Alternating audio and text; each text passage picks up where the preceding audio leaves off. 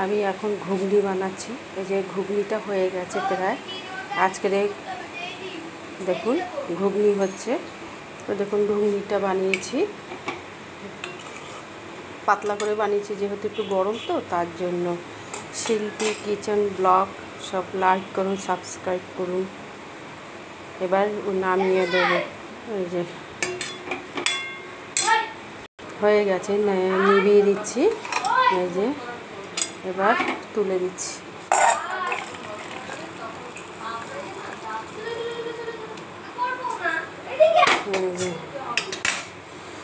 ওই দেখুন রুটি বানাচ্ছি আমি আজকের।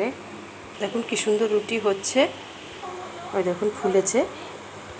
এই দেখুন এইটা দিয়ে এরকম ঘুরিয়ে ঘুরিয়ে রুটিটাকে বানালাম।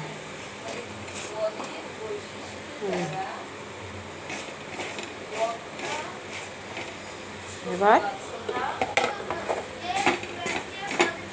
এটাই রাখলাম, চাপা দিলাম।